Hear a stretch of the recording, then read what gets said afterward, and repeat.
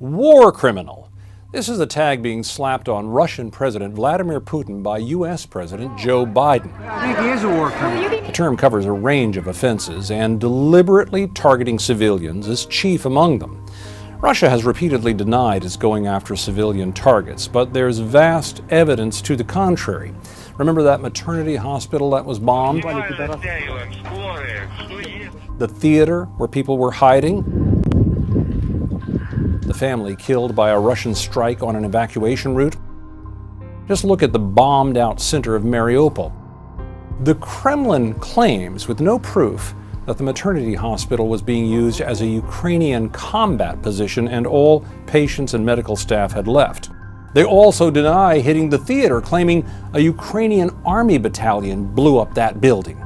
But even then, to avoid being labeled as possible war crimes, attacks on civilian sites must be proportional, enough to counter the military threat, but not to unduly endanger the civilian population.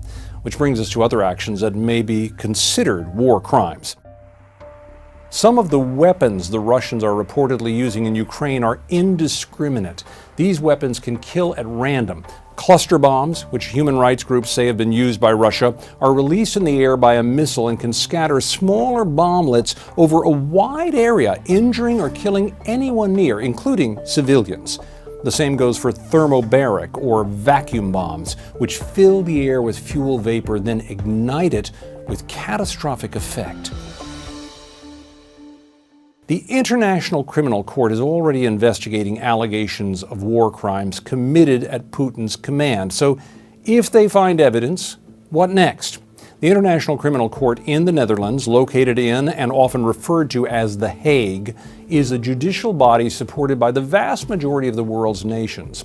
It could pursue charges against Putin while he is in Russia. But this is where huge stumbling blocks appear. It can be incredibly challenging and take years to gather evidence to prove the intent behind the attacks and that someone as high up as Putin is responsible, and convictions are rare.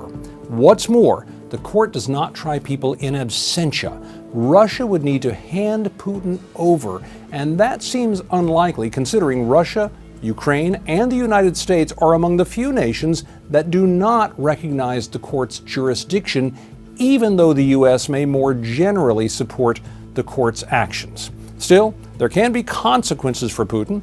Being charged with war crimes, even without a conviction, could damage his political standing and would put him at risk of arrest if he ever left Russia.